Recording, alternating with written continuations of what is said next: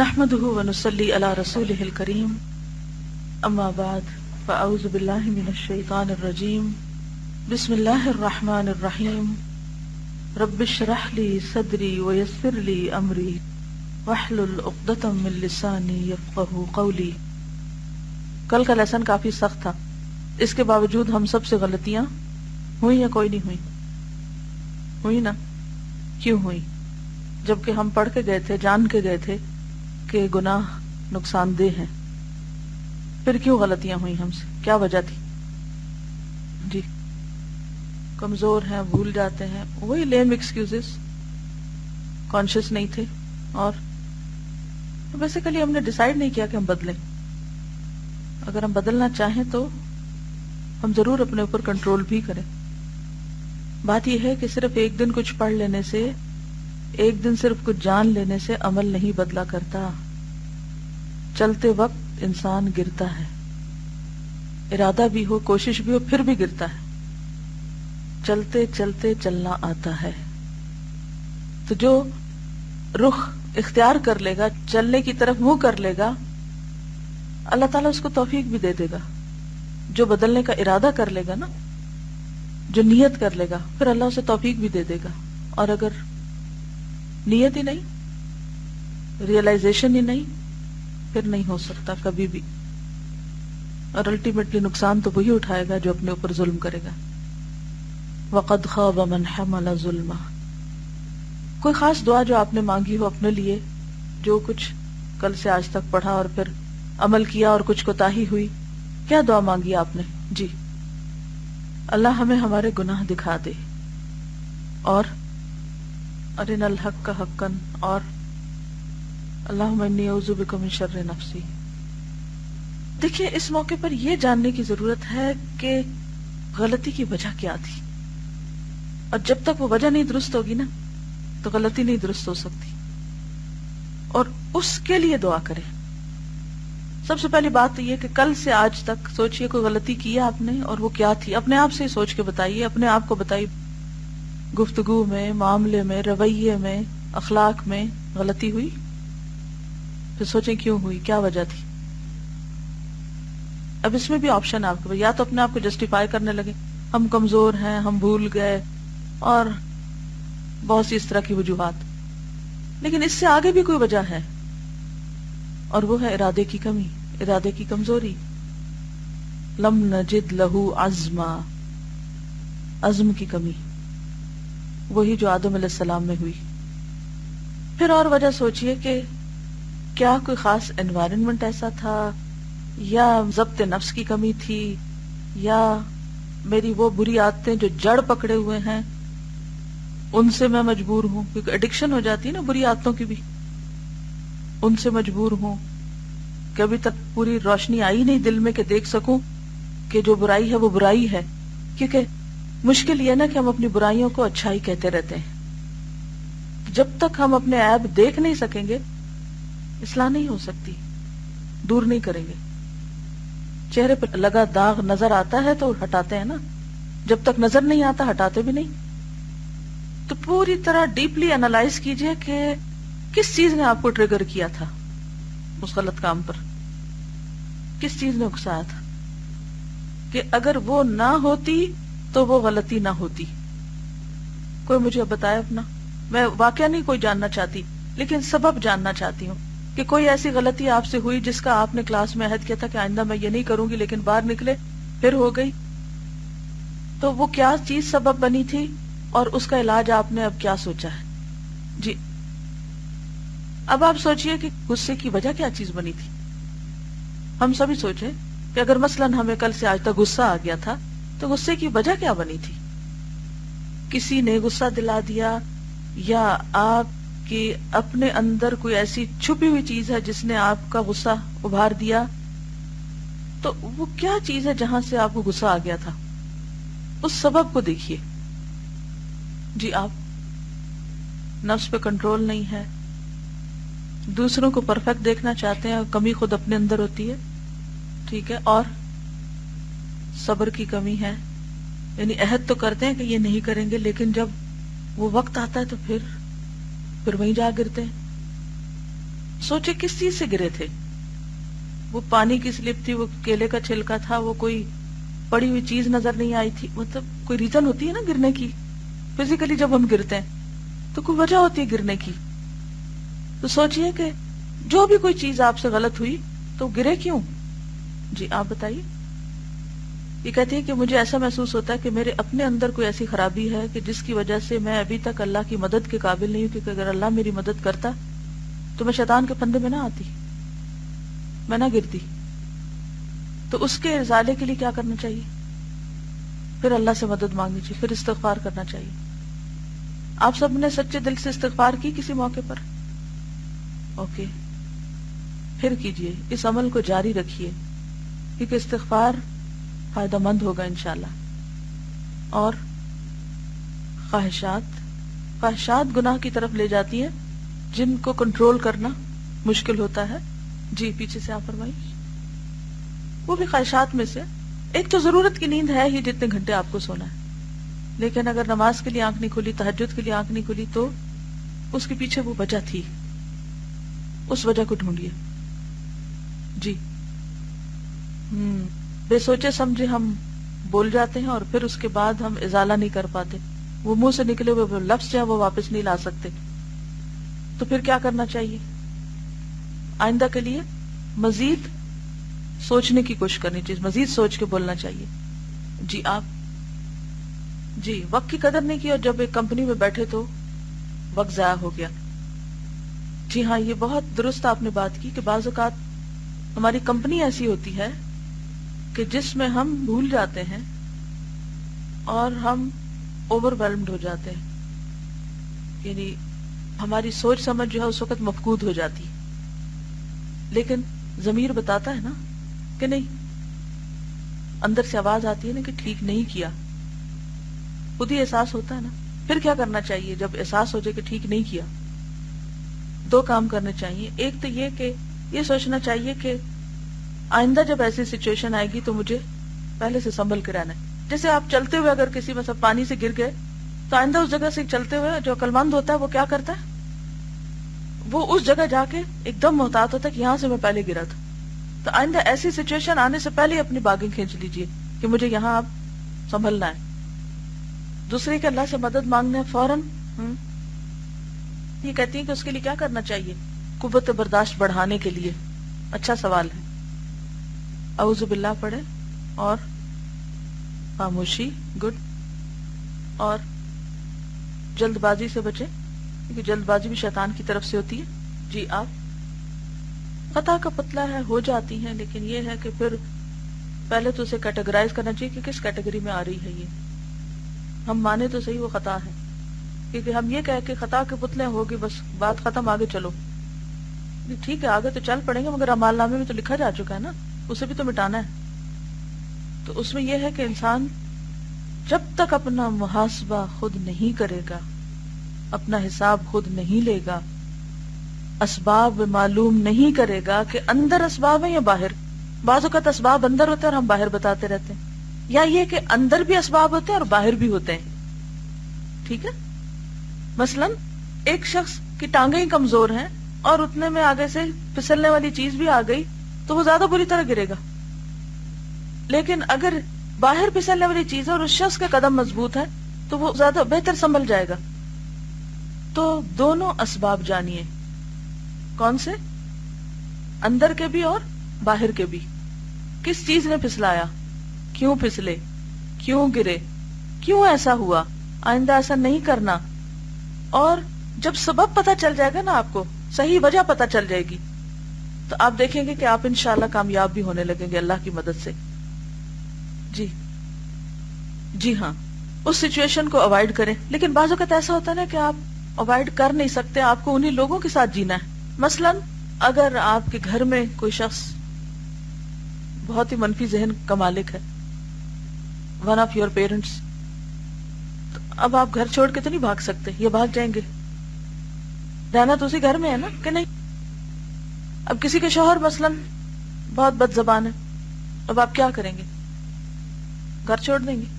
نہیں, آپ کو وہیں رہنا ہے. تو پھر آپ کو یہ ڈفرنس مینجمنٹ سیکھنی پڑے گی کہ ڈفرینسز کے موقع پر مجھے کس طرح بہیو کرنا ہے.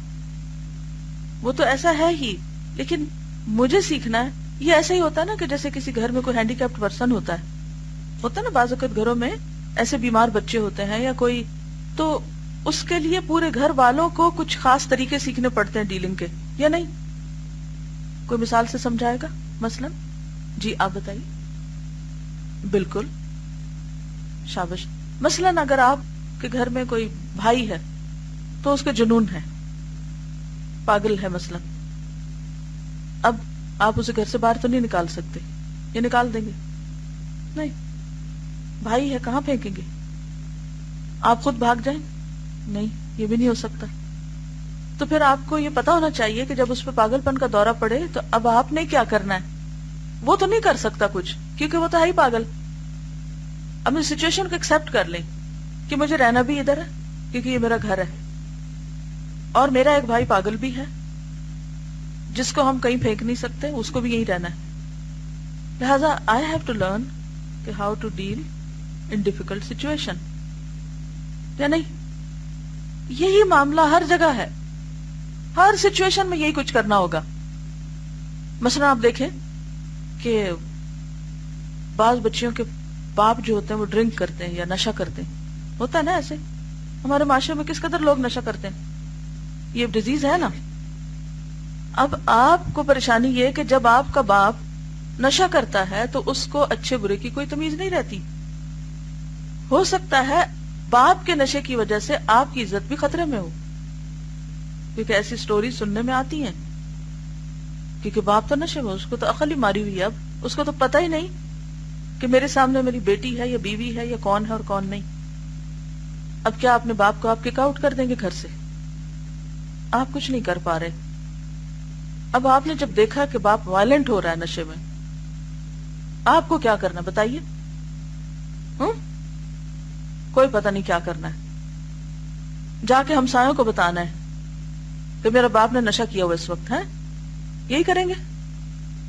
جی، خود کو سچویشن سے ہٹا لینا ہے، خود اپنی پروٹیکشن کرنی ہے، کیونکہ آپ کے پاس اس وقت عقل ہے، اس کے پاس نہیں ہے. جب بھی آپ کا معاملہ زندگی میں کسی ایسے شخص کے ساتھ ہو جس میں عقل کی کمی ہے کسی بھی وجہ سے، مثلا جب کوئی غصے میں آتا ہے تو اس کی عقل کہاں ہوتی ہے اس وقت؟ حاضر کہ غائب؟ غائب. اس کی عقل غائب ہے. اب اس سے نہ توقع رکھیں کہ وہ سمجھداری کی بات کرے. جو باتیں میں اس وقت آپ سے کر رہی ہوں نا، یہ زندگی کے حقائق ہیں جنہیں بہت سے لوگ چھپا کے رکھتے ہیں. And they don't know how to manage this situation. پھر ادھر پوچھتے ہیں، ادھر پوچھتے ہیں، ادھر پوچھتے ہیں، حاصل کچھ نہیں ہوتا. فرسٹریشن، چیخ پکار، توڑ پھوڑ، گھر میں بربادی، گھر سے بھاگنے کی کوشش کرتے ہیں. کیا گھر سے بھاگ کر بہت اچھی سچویشن باہر ملتی ہے ان کو؟ باہر تو اس سے بھی بڑی بلائیں بیٹھی ہیں، کہاں جائیں گے؟ پھر ہم کہتے ہیں ہم اپنے آپ کو مارنے لگے کہ ہم اور نہیں برداشت کر سکتے، اور نہیں صبر ہوتا. تو واقعی آپ کو ضرورت ہے کہ آپ اپنے آپ کو سنبھالنا سیکھیں. اور بات یہ ہے کہ لا یکلف اللہ نفسا الا وسعہا. اس سچویشن کو ایکسپٹ کر لیں. اللہ نے اگر آپ کو کوئی ایسی اولاد دے دی ہے، بعض اوقات ایسے بچے ہو جاتے ہیں، بعض اوقات بہن بھائی ہوتے ہیں جو بیمار ہوتے ہیں، بعض اوقات کوئی رشتہ داروں میں ایسا شخص ہوتا ہے. کبھی بھی زندگی میں کوئی ایسی سچویشن ہو سکتی ہے، اور ہر شخص کی زندگی میں کوئی نہ کوئی ایسی سچویشن ہوتی ہے جو اس کے لیے ڈیفیکلٹ ہوتی ہے. ہم کیا چاہتے ہیں؟ ساری مشکلات ہٹ جائیں اور ہمیں آرام سے جینا مل جائے. ہر شخص یہ چاہتا ہے نا. یہ نہیں ہو سکتا، اس دنیا میں نہیں ہو سکتا. نہ آپ بھاگ سکتے ہیں، نہ آپ چھوڑ سکتے ہیں. آپ کیا کر سکتے ہیں؟ اس وقت اپنا لاہ عمل طے کر لیں کہ آئندہ جب ایسی سچویشن ارائز ہوگی تو میں نے کیا کرنا ہے، کیونکہ آپ کے پاس چوائس ہے اپنے آپ کو ہینڈل کرنے کی، کسی کو نہیں. مثلا ایک بچی کی شادی ہوتی ہے اور عین اسی وقت ساس جو ہے وہ مینوپاز کے فیز سے گزر رہی ہے. وہ بیٹھے بیٹھے بھڑک اٹھتی. آنے والی نئی بچی پریشان ہو جاتی کہ یہ تو ابھی تھوڑی دیر پہلے تو بالکل اچھی بلی تھی، خوش باش تھی، ہنس کھیل رہی تھی، ابھی کیا ہو گیا، میں نے کیا کیا؟ اور بغیر کسی وجہ کے آپ کو ڈانٹ پٹکار پڑنے لگتی. ایسے موقع پہ لڑکیاں پھر کیا کرتی؟ فوراً گھر کال کر دیتی. اب وہ ماں پریشان ہو گئی کہ میری تو بیٹی کی قسمت پھوٹ گئی. کیا خیال ہے ابھی نا واپس بلا لیں اس کو, ابھی تو کچھ نہیں بگڑا, ختم کرتے ہیں یہی قصہ. بہت سے ڈیورسز صرف ان چھوٹے چھوٹے ایشوز پہ ہو رہی ہیں. پہلے تو رشتے ملتے نہیں, جب مل جاتے ہیں تو چھوٹی چھوٹی باتوں پہ توڑ بیٹھتے ہیں. اور پھر آپ دیکھیے کہ نبی صلی اللہ علیہ وسلم نے عورت کے ناشکرے پن کو اس کے جہنم میں جانے کا ذریعہ بتایا. اور یہ ناشکرا پن کیا ہوتا ہے؟ جو سب کچھ ملا ہے, لمبی لسٹ, وہ سب بھول جاتی ہے اور ایک تکلیف کے اوپر ہر چیز توڑ پھوڑ دیتے ہیں, ہر چیز کو پیچھے پھینک دیتے ہیں. اب مثال کے طور پر اگر آپ اپنے شوہر سے خوش نہیں تو اپنے آپ کو لے جائیے شادی سے پہلے والی سچویشن میں, اور دونوں کو کمپیئر کیجئے. شادی سے پہلے آپ کے پاس کیا کیا تھا اور شادی کے بعد آپ کو کیا کیا ملا ہے اور کیا نہیں ملا. تو میجورٹی کیسز میں آپ دیکھیں گے کہ شادی کے بعد آپ کو جو جو کچھ ملا ہے وہ زیادہ ہے بنسبت اس کے جو نہیں ملا, اور شادی سے پہلے آپ کو بہت کچھ نہیں ملا ہوا تھا. مثال کے طور پر شادی سے پہلے آپ کے ساتھ کوئی کمپینین نہیں تھا, آپ آن یور اون تھے. کمپینین زندگی کی ایک ضرورت ہے, شادی ایک ضرورت ہے, ایک فزیکل نیڈ بھی ہے, ایموشنل نیڈ بھی ہے. ہو سکتا ہے شادی کے بعد فزیکل نیڈ پوری ہو رہی, ایموشنل نہیں پوری ہو رہی. فار ایگزامپل, اب آپ اس سے فرسٹریشن کا شکار ہیں, یہ تو کیسا انسان ہے, اس سے تو کوئی بات ہی نہیں کر سکتے, اس کو تو میری سمجھ ہی نہیں میرے جذبات کی. جذبات سب کچھ نہیں ہوتے, زندگی کی اور بھی بہت سی ضروریات ہوتی ہیں. تو پھر اپنے آپ کو لے جائیے اس پچھلی سچویشن پر کہ شادی سے پہلے میرے جذبات کی تسکین کے لیے کیا تھا, کون تھا, حلال تھا یا حرام تھا, جائز تھا یا ناجائز تھا. تو اب آپ دیکھیے شادی سے پہلے کوئی بھی نیڈ نہیں پوری ہو رہی تھی, نہ فزیکل نہ ایموشنل نہ کچھ اور. شادی کے بعد ہو سکتا ہے کہ کوئی ون آف دوز نیڈز پوری ہو رہی ہوں. شادی سے پہلے میرے پاس کوئی بچہ نہیں تھا, شادی کے بعد اللہ نے مجھے بچے دیے ہیں, ان کی قدر کریں. کیا آپ چاہتے تھے کہ شادی کے بغیر اکیلے ہی چلے جائیں دنیا سے؟ تو جب اللہ نے آپ کو گھر دے دیا, شوہر دے دیا, بچے دے دیے, کھانے کو دے دیا, اور کسی ایک چیز کی کمی ساتھ لگا دی, مثلا یہ کہ شوہر اخلاق میں بہت اچھا نہیں, یہ شوہر کمائی بہت اچھی نہیں کرتا, یہ شوہر کے اندر کوئی اور کمی ہے, اب کیا ہے وہ ساری چیزیں جو شادی کے بعد ملی ان کے اوپر کراس پھیر کے صرف اس کو ہائی لائٹ کیے بیٹھے. یہ نہیں ہے, ہر آنے جانے والے کو یہی مسئلہ سنا رہے ہیں, ماں باپ کو بھی یہی سنا سنا کے رلا رہے ہیں, خود بھی پریشان ہے, دوسروں کو بھی پریشان کیا ہوا ہے. کیا کر رہے ہیں ہم اپنے ساتھ اور کیا کر رہے ہیں ہم اپنی آخرت کے لیے؟ تو کسی بھی سچویشن میں ہمیشہ یہ دیکھیے کہ کیا کیا ملا ہوا آپ کو. مثلاً آپ یہاں آتے ہیں, پڑھنے کے لیے آتے ہیں, آپ کو روز قرآن پڑھنے کو ملتا ہے, آپ کو ایک اچھا انوائرنمنٹ ملا ہوا ہے, آپ کے کئی گھنٹے اللہ کی عبادت ذکر میں گزرتے ہیں. لیکن اس کے ساتھ یہ ہے کہ مثال کے طور پر کلاس میں یا ہاسٹل میں ٹو مینی پیپل ہیں, تو آپ کو بہت فریش ایئر نہیں ملتی, آپ کو لانگ آور بیٹھنا پڑتا ہے, آپ تھک جاتے ہیں, آپ کو گھر والوں کی کچھ دوری برداشت کرنی پڑتی ہے. اب آپ کہتے ہیں نہیں میں تو بس بہت تھک جاتی ہوں, میں نہیں آ سکتی, میں جا رہی ہوں. اب آپ سوچئے کہ یہاں آنے سے پہلے آپ کے پاس کیا تھا, یہاں آ کر آپ کو کیا ملا. وہ ملا جو ہوا خیر مما یجمعون, لیکن پھر بھی آپ ناشکر ہیں. اور یہ جو چیزیں نہیں ملی ان کو آپ نے اتنا اپنے اوپر حاوی کر لیا کہ آپ اس سے بھی اپنے آپ کو محروم کر رہے ہیں جو آپ کو ملا ہوا ہے. وہ نفع کا سودا ہے. زندگی کے ہر معاملے میں یہی چیز ہے, اللہ یہ کہ دوسرا بالکل امبیلنس ہو جائے کہ آپ کو کچھ بھی نہیں ملا ہوا اور پہلے والی سچویشن میں کچھ تو ملا ہوا تھا. تو پھر آپ کہتے ہیں کہ اچھا جہاں کچھ بھی نہیں اس کے مقابلے میں جہاں کچھ ہے وہ میں اختیار کر لیتا ہوں. پھر آپ واپس اپنے پیچھے پلٹ جائیے, چاہے شوہر کا گھر چھوڑنا پڑے یا کوئی یونیورسٹی یا کوئی پڑھائی یا کوئی کلاس یا کوئی قرآن کا سیکھنا, کیونکہ یہاں تو کچھ مل ہی نہیں رہا. تو جو مجھے تھوڑا پہلے ملا تو میں واپس لوٹ جاتی ہوں. جو لڑکیاں چھوٹی چھوٹی بات پر واپس گھروں کو پلٹنا چاہتی ہیں یہ سوچ کر کہ ہمارے ماں باپ ہمارے لیے بہت اچھے, تو سب کوئی اچھے ہوتے ہیں اپنی اولاد کے لیے, لیکن ماں باپ وہ سب کچھ نہیں دے سکتے جو شوہر سے ملتا ہے. اور کب تک ماں باپ دے سکتے ہیں؟ تو اس لیے ہمیشہ جب آپ دو میں سے ایک چیز کا انتخاب کرنے لگے تو آپ سارے پلس اینڈ نیگیٹو لکھ لیا کریں, پازیٹیو نیگیٹو دونوں لکھ لیا کریں, اور جس کا سکور بڑھ جائے وہ اختیار کر لیا کریں. لیکن اس میں آپ جسٹس کریں, آنےسٹ ہوں جب آپ ان چیزوں کو انالائز کر رہے ہوں. صرف ایک خرابی کو لے کے, ایک کمی کو لے کے اسے اتنا حاوی کر لینا اور اسے اتنا جنرلائز کر لینا کہ باقی بڑی بڑی نعمتوں کو گوا دینا, یہ کوئی عقل مندی کی بات نہیں ہوتی. بڑے فائدوں کو سوچا کریں, دیر پا فائدوں کو سوچا کریں. جی جی ہاں، بعض اوقات ایسا بھی ہوتا ہے کہ کسی سچویشن کی خرابی میں ہمارا اپنا بڑا ہاتھ ہوتا ہے. ہم خود سچویشن کو ٹریگر کر دیتے ہیں. ہم دوسرے کو تو دیکھ رہے ہوتے ہیں کہ وہ ہماری دل آزاری کر رہا ہے، لیکن ہم بھول رہے ہوتے ہیں کہ ہم نے کس طرح بات کی تھی، ہم نے کیا معاملہ کیا تھا، ہمارا چہرہ اس وقت کیا دکھا رہا تھا. جی بہت توقعات نہ رکھیں. اگر کسی سے خیر مل جائے تو بہت شکر گزار ہو، اور اگر آپ نے جس کے ساتھ بھلائی کی وہ آپ کا شکر گزار نہیں تو آپ اپنے آپ کو کیوں کھپا جلا رہے ہیں، آپ کیوں پریشان ہیں؟ وہ تو اس کا مائنس پوائنٹ ہے، تو اس کی خرابی پہ میں جلدی کوڑتی رہوں؟ نہیں، مجھے تو نہیں ایسا کرنا. جو اچھا کرتا ہے اچھا ہے، جو برا کرتا ہے اپنے لیے کرتا ہے. جی گڈ. جس کو بھی لینا ہے اس کی اچھائیوں برائیوں کے ساتھ ہی اس کو لینا پڑے گا، کیونکہ زندگی امتحان ہے. کیونکہ اگر ہم یہ کہتے ہیں نا کہ یہ نہیں دوسری چیز لے لیتے ہیں، تو کیا خیال ہے وہاں کوئی مسئلہ نہیں ہے، وہاں کوئی مشکل نہیں ہے، وہاں کوئی خرابی نہیں ہے؟ کیا وہ پرفیکٹ ہے؟ کچھ بھی پرفیکٹ نہیں اس دنیا میں. مسئلہ تو ہر جگہ ہوگا. جی آپ فرمائیے. بالکل بالکل. یعنی کسی کی بد اخلاقی، کسی کے برے رویے، کسی کی تکلیف دہ کامنٹس یا کوئی بھی ایسی چیز، اس کی وجہ سے ہم اپنے ساتھ دشمنی نہ کریں کہ ہم اپنے دل کو لگا کے ہم روتے دھوتے رہیں.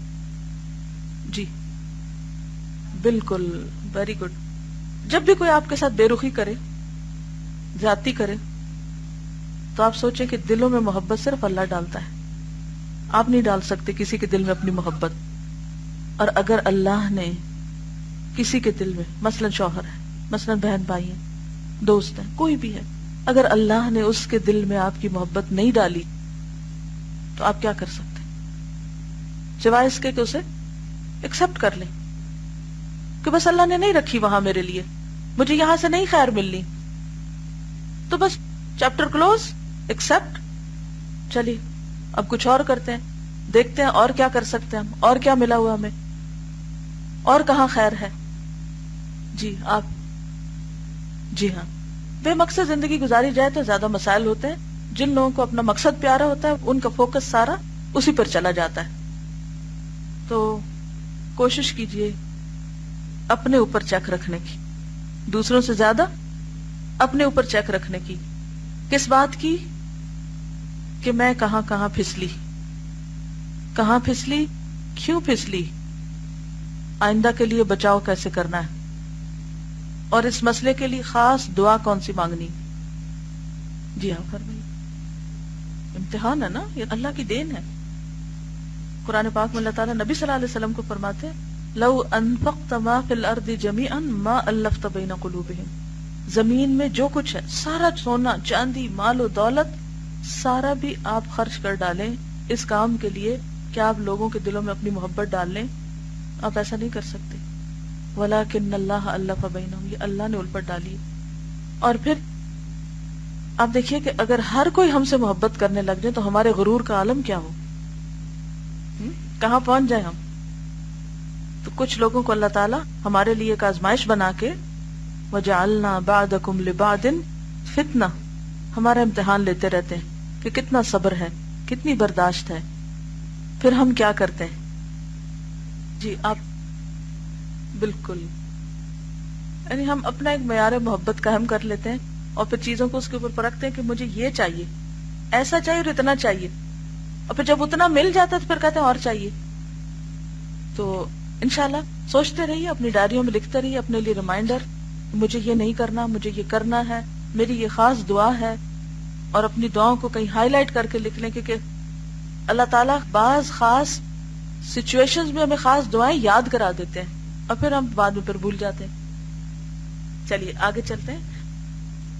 فصل 47 اللہ کی ہر مخلوق معاصی کی مخالفت میں.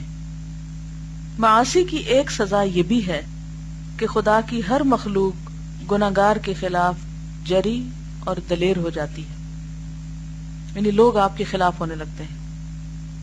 تو جب بہت مخالفتوں کا سامنا کرنا پڑے تو پھر استغفار کریں کہ غلطی اپنی ہی ہے کہیں جو نظر نہیں آ رہی کہ کیا ہے. شیاطین بھی جری اور دلیر ہو جاتے ہیں اور اسے ایذا اور تکلیفوں میں مبتلا کر دیتے ہیں، دھوکہ دیتے ہیں، اور ایسی چیزوں اور باتوں سے اسے غافل کر دیتے ہیں جن سے اس کی مصلحتیں وابستہ ہوتی ہیں، یعنی اہم کام بھلا دیتے ہیں اس کو، اور جنہیں فراموش کرنے سے اسے سخت سے سخت نقصان پہنچتا ہے۔ کچھ کام ہمیں زندگی میں ایسے کرنے ہیں کہ جنہیں کرنا ہی کرنا ہے، فرائض کے درجے میں، مثلا نماز وغیرہ، یا اور کئی ایک فرائض ہیں ہم پر، اگر ہم انہیں بھلا دیں گے، اگر ہم انہیں ادا نہیں کریں گے تو سخت نقصان ہو سکتا ہے۔ تو جب انسان اللہ کی نافرمانی کرتا ہے تو شیطان انسان پہ دلیر ہو جاتا ہے، اور پھر اس سے وہ کیا فائدہ اٹھاتا ہے کہ اسے فرائض سے غافل کر دیتا ہے۔ شیاطین اس پر اس قدر غالب آ جاتے ہیں کہ اللہ کی نافرمانی کی طرف اسے زبردستی دھکیل کر لے جاتے ہیں۔ نیز انسانی شیاطین بھی اس کے خلاف اٹھ کھڑے ہوتے ہیں اور اس کی موجودگی اور عدم موجودگی میں اسے ہر ممکن ایذا دینے اور تکلیفیں پہنچانے لگتے ہیں۔ اس کے گھر کے لوگ، خدام، نوکر چاکر، اس کی اولاد اور پڑوسی سب کے سب اس کے خلاف ہو جاتے ہیں۔ بعض لوگ باقاعدہ روتے ہیں اس بات پہ کہ سب میرے خلاف ہیں، ہر کوئی میرے خلاف ہے، کوئی میرا ساتھ نہیں دیتا، کہتے ہیں ایسے۔ کبھی سنی یہ بات؟ اگر آپ اسے پوچھیں کہ کیوں، تو ہر ایک کا قصور بتا دے گا سوائے اپنے۔ اور یہاں یہ کیا بتا رہے ہیں کہ قصور اپنا ہے، لیکن نظر نہیں آتا نا، یاد ہی نہیں ہوتا کون سا تھا، کیا ہے، کیونکہ ہر ایک پہ پابندی لگائی ہوئی کہ خبردار جو کوئی مجھے بتائے میرا قصور کیا ہے، میں تو مظلوم ہوں، میرا بھی کوئی قصور ہو سکتا، سارے تو میرے خلاف ہے لہٰذا میں مظلوم ہوں۔ تو اگر واقعی اپنا بھلا چاہتے ہیں تو دوسروں سے پوچھ لیں یا کوئی بتائے تو سن تو لیں کیا کہہ رہا ہے کوئی۔ سب کے سب اس کے خلاف ہو جاتے ہیں اور اسے ستانے کی کوشش کرتے ہیں۔ حیوانات اور چوپائے بھی اس کے خلاف جری اور دلیر ہو جاتے ہیں۔ اسی لیے اسلاف میں بھی بعض بزرگوں نے کہا ہے، انی لعاصی اللہ فعارف ذلک فی خلق امرأتی و دابتی، جب کبھی مجھ سے اللہ کی کوئی نافرمانی ہو جاتی تو اس کا اثر مجھے اپنی بیوی اور سواری کے جانوروں تک میں محسوس ہوتا ہے۔ جو بھی سبارڈینیٹس ہیں، جو بھی میرے نیچے کام کرتے ہیں، حتیٰ کہ سواری، اس میں بھی اثر آنے لگتا ہے۔ اسی طرح حکام اس کے خلاف اقدام کرتے ہیں اور عدل و انصاف کی مسند پر بیٹھ جاتے ہیں تو اس پر پوری پوری حدود جاری کرتے ہیں اور سخت ترین سزائیں دیتے ہیں۔ خود اس کا نفس بھی اس کے خلاف جری ہو جاتا ہے، جو شیر کی طرح اس پر حملہ آور ہوتا ہے اور اسے مشکلات اور دشواریوں میں مبتلا کر دیتا ہے۔ یعنی انسان کے لیے اپنا نفس کنٹرول کرنا مشکل ہو جاتا ہے۔ یہ بھی تھوڑی دیر پہلے جو بات ہو رہی تھی، کیا برداشت کی کمی ہے، صبر نہیں ہوتا، کیونکہ وہ سب کانشیس میں کچھ ایسی چیزیں ہوتی ہیں جو ذرا سا موقع آنے پر ٹریگر ہو کر اوپر آ جاتی ہیں، کانشیس میں آ جاتی ہیں۔ اسے اس قدر مجبور اور بے دست و پا کر دیتا ہے کہ اگر وہ کبھی نیکی کا ارادہ بھی کرے تو نفس سرکشی کرتا ہے اور اتباع نہیں کرتا۔ اللہ اکبر۔ نیکی کے سارے ارادے، اچھے کاموں کے سارے پروگرام ایک کے بعد ایک ٹوٹتے جاتے ہیں۔ اسے خواہ مخواہ گھسیٹ کر اسی طرف لے جاتا ہے جہاں اس کی ہلاکت اور تباہی کے سارے سامان جمع ہوتے ہیں۔ ایک ایڈکشن کی طرح انسان اس گناہ کی طرف بار بار جاتا ہے۔ مثلا ہمیں پتہ ہے کہ کس چیز نے ہماری نماز لیٹ کرائی، پتہ چل جاتا ہے کہ نہیں چلتا؟ اتنا بھی نہیں چلتا، چلتا ہے نا؟ اچھا پھر دوبارہ وہی کرتے ہیں۔ یہ پتہ چل گیا تھا کہ فلاں چیز، مثلا کمپیوٹر یا ٹیلی فون یا کوئی شخص، اس کی وجہ سے نماز لیٹ ہوئی، نیکی کے کام میں پیچھے رہ گئی یا موقع چلا گیا، تو ہم ماننے کو تیار نہیں ہوتے۔ ہمیں سمجھ آتی ہے لیکن ہم کہتے چھوڑو چھوڑو کوئی بات نہیں۔ تو اگر ہم اس کو مان جائیں نا کہ یہ تھی وجہ اور آئندہ مجھے اس سے بچنا ہے، لیکن کیا کیا جائے اس شخص کا کہ جو جانتے بوجھتے ہوئے پھر وہیں جا بیٹھے، اسی کمپیوٹر پہ جا بیٹھے، وہی ٹیلی فون اٹھا کے میسجنگ شروع کر دے، کوئی بھی اور چیز، اسی شخص کے پاس جا کے گپ شپ لگائے، تو لیٹ ہوگا یا نہیں ہوگا؟ ہوگا نا، کیونکہ وہی تو سبب تھا، اللہ نے دکھا بھی دیا پھر اس سے باز نہ آیا۔ تو یہ کیا ہے؟ یہ بھی گناہوں کی سزا ہے کہ انسان کو توفیق نہ ہو، وہ اس کے لیے ممکن نہ ہو کہ وہ اپنے آپ کو اس چیز سے چھڑا سکے، اس مصیبت سے الگ کر سکے۔ ایسا کیوں اور کس لیے ہوتا ہے؟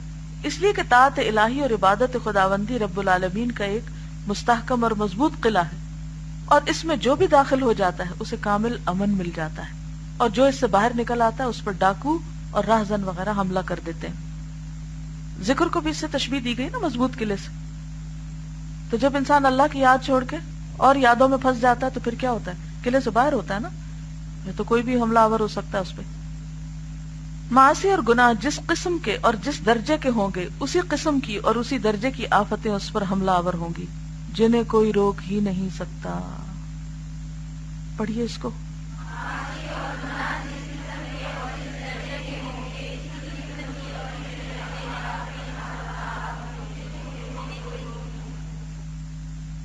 ذکر الہی، اطاعت خداوندی، صدقہ خیرات، جہلاء کو ہدایت اور تلقین، امر بالمعروف اور نہی عن المنکر ایسی زبردست اور مقدس چیزیں ہیں کہ وہ بندے کی حفاظت اسی طرح کرتی ہیں جس طرح انسان کی قوت آنے والے یا آئے ہوئے مرض کی مقاومت اور مدافعت کرتی رہتی ہے۔ یعنی انسان کے اندر جو وائٹل فورس ہے، آپ کا جو ریزسٹنس ہے آپ کی باڈی کے اندر، امیون سسٹم جو ہے، اگر وہ اسٹرانگ ہوگا تو کیا ہوگا؟ بیماریاں آئیں گی، ایئر میں تو ہوگی چیزیں لیکن وہ اس کو ریزسٹ کر دے گی، پیچھے ہٹا دیں گی۔ لیکن اگر وہ ویک ہو تو ہر وائرس حملہ آور ہو جائے گا۔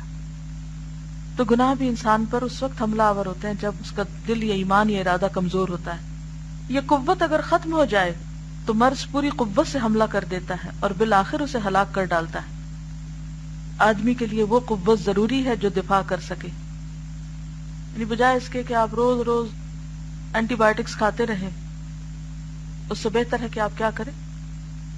ایسا کام کریں کہ اپنا امیون سسٹم بہتر بنائیں تاکہ آپ کو وہ وائرس اٹیک ہی نہ کرے اور اینٹی بایوٹک تک جانا ہی نہ پڑے۔